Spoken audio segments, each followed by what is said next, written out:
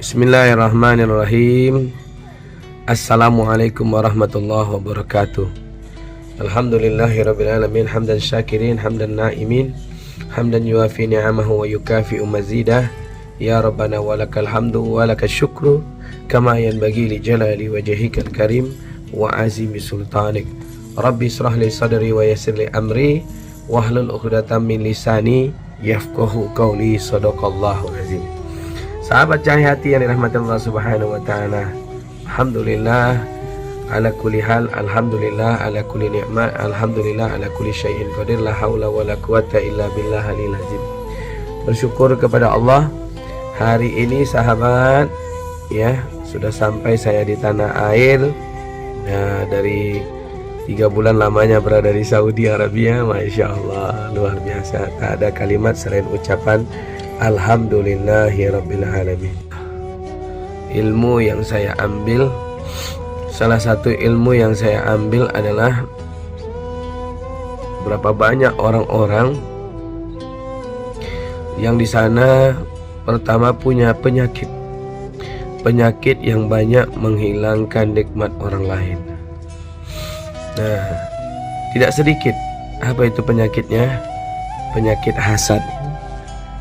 Hasad ini artinya adalah penyakit dengki, penyakit tidak senang melihat orang lain bahagia, penyakit yang tidak senang melihat orang lain punya nikmat banyak. Masya Allah, luar biasa. Maka sahabat yang dirahmati Allah Subhanahu wa taala, penyakit ini sangat-sangat berbahaya buat kita semua. Bahkan Allah pun memberikan ancaman. Ya ayyuhallazina amanu ijtanibu katsiran minadh-dhon. Nauzubillahi minasyaitonir rajim. Bismillahirrahmanirrahim. Ya ayyuhallazina amanu ijtanibu katsiran minadh-dhon. Hei orang-orang yang beriman, janganlah engkau berprasangka buruk.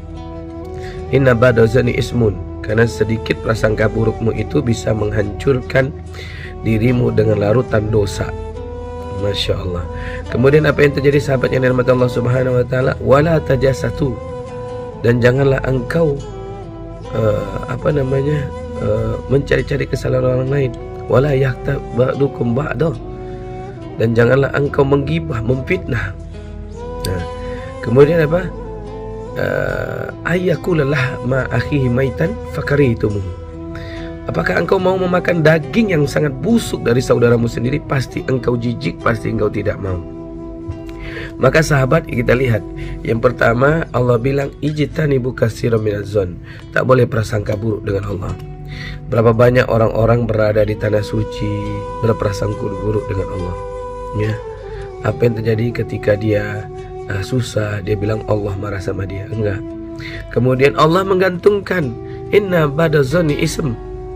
Kata Allah Subhanahu wa taala, aku ini akan menjatuhkan dosa, kata Allah, kepada orang-orang yang berprasangka buruk. Jadi Allah Subhanahu wa taala akan memberikan dari prasangka buruk kita itu larutan dosa. Masya Allah, sedikit saja berprasangka buruk jadi dosa. Maka nggak boleh berprasangka buruk. Makanya ketika saya membawa jamaah, saya selalu berkata kepada jamaah, Bapak Ibu, Ayah Bunda yang dirahmati Allah Subhanahu wa taala, bahwa sesungguhnya Allah menggantungkan apa yang menjadi prasangka kita. Kita bilang kita sakit, maka Allah akan bilang sakit. Kita bilang kita sehat, Allah akan berikan nikmat sehat. Ana inda dzanni abdi bi. Aku tergantung prasangka hambaku. Masya Allah, luar biasa. Yang kedua, wala tajassasu. Dan janganlah engkau mencari-cari kesalahan orang lain. Orang yang punya penyakit yang bisa menghilangkan nikmat orang lain adalah orang yang suka mencari kesalahan orang lain, yang dimana di dalam dirinya ada sebuah penyakit, nama penyakitnya hasad. Dia tidak akan bahagia usaha orang lain itu berkembang.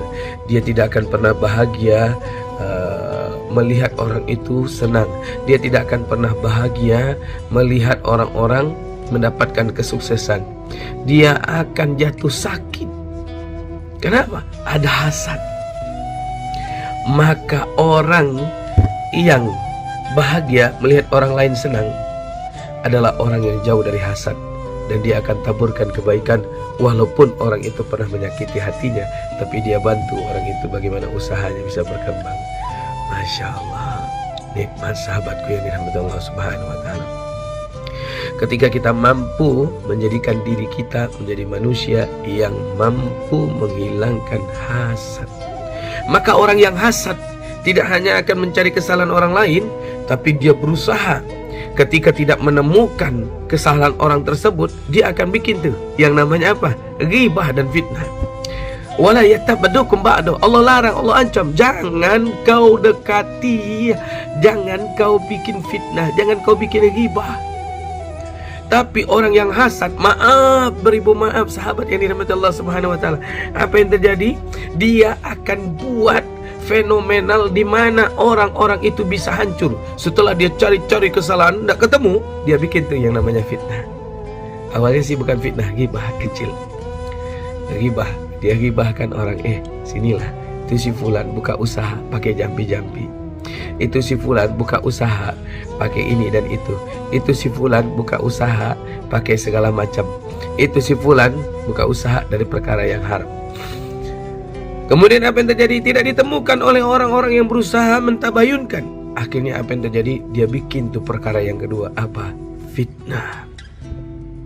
Ya Allah, sahabat yang dirahmati Allah Subhanahu wa Ta'ala, enggak tanggung-tanggung sahabat. Berapa banyak saat ini orang yang memfitnah Nabi Muhammad sallallahu alaihi wasallam. Dengan cara bagaimana? Dengan cara dia hilangkan nama zuriyah Nabi Muhammad SAW. Ada seorang manusia yang tak bisa saya sebutkan namanya, menjaga kode etik jurnalistik. Dengan lantang di dalam dakwahnya, dia katakan bahwa habaib itu bukan keturunan Nabi Muhammad. Ya Allah, hati-hati nih yang ngomong seperti ini nih. Hati-hati sahabatku yang dirahmati Allah.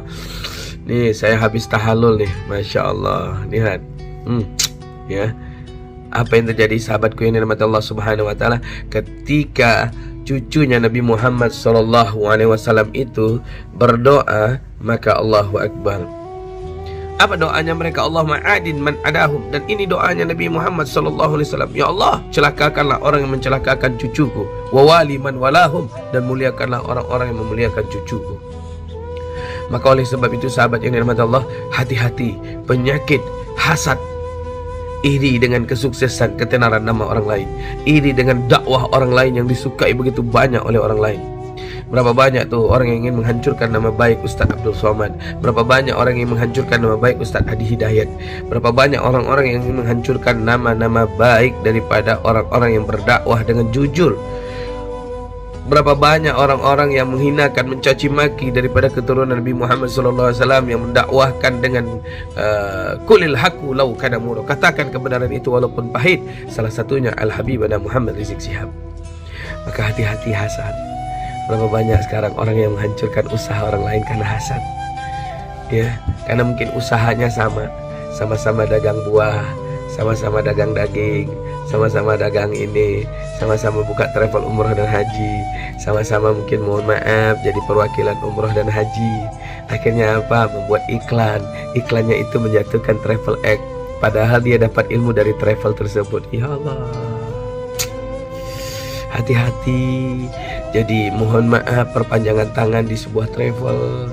Apalagi yang kita jual itu Baitullah, yang kita jual itu rumah Allah, yang kita promosikan itu rumah Allah.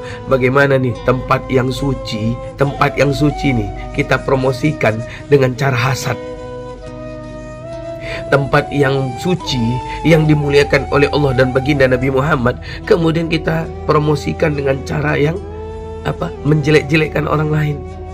Tempat yang suci, tempat yang dimana di situ Allah akan mensucikan seluruh manusia yang datang dari noda dan dosa, tapi kita mohon maaf promosikan dengan cara yang namanya iri, dengki, yang dibungkus dengan kalimat hasad. Tempat yang suci, tempat yang dimana Allah menghapuskan semua kesalahan-kesalahan Bani Adam, tapi kita promosikan dengan cara yaitu mohon maaf lahir batin yang diharamkan oleh Allah. Wala yahtabadukum ba'da ayyakulul lahma akhi maitan. Wahai para perwakilan baik dari travel manapun, wabil khusus travel Cahaya Hati. Taqabbalallahu minna wa minkum, taqabbal ya karim minal aizin wal faizin. Mohon maaf lahir dan batin jikalaulah selama ini mungkin ada perkara-perkara hasad di dalam diri kita masing-masing, iri, dengki, sehingga kita menjelek-jelekan. Masya Allah, murka Allah akan datang, marah Allah akan datang. Maka mohon maaf, penyakit yang paling dibenci oleh Allah dan baginda Nabi Muhammad, fala yaqrabanna musallana, jangan pernah dekat dengan tempat solatku wahai manusia. Siapa manusia itu sahabatku yang dirahmati Allah? Adalah kata Nabi Muhammad, manusia yang punya penyakit menghilangkan nikmat orang lain, yaitu hasad. Ya Allah, maka jangan sampai kita punya hasad sahabatku ya. Ada orang yang lihat, mohon maaf, tetangganya punya rumah baru, kena serangan jantung koroner sebelah kiri. Gara-gara apa? Hasad. Ada orang yang lihat tetangganya punya kendaraan baru, akhirnya apa? Kena serangan jantung koroner sebelah kanan.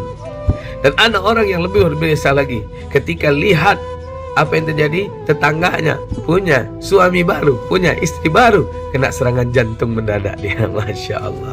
Maka oleh sebab itu sahabatku yang dirahmati Allah Subhanahu wa Ta'ala, yuk sama-sama kita hilangkan diri kita. Maka wahai kalian yang pernah punya hasad, buang jauh-jauh penyakit ini. Wahai kalian yang punya hasad atas ketenaran orang lain, atas nama baik orang lain, atas diagung-agungkannya orang lain, atas dimana dakwah orang lain disenangin, atas dimana mohon maaf Allah mengangkat derajat orang tersebut walaupun kita hasad kepadanya, maka buanglah jauh-jauh. Apalagi wahai kalian yang sudah mencemarkan nama baik keturunannya Rasulullah sallallahu alaihi wasallam, ingat, anta ma'a man ahbabta, engkau akan bersama orang yang engkau cintai. Kalian cinta kepada orang-orang yang hasad, kalian berkumpul sama-sama orang yang hasad, maka kalian nanti akan dimasukkan bersama orang-orang hasad ke dalam api neraka jahanam yang makanannya adalah bangkai dari saudaranya sendiri. Maka kalian yang mencintai orang-orang yang soleh, orang-orang yang baik, orang-orang yang menjaga lisannya, orang-orang yang jauh dari perkara hasad, insya Allah kalian akan bersamanya di dalam surga. Terima kasih atas atensi.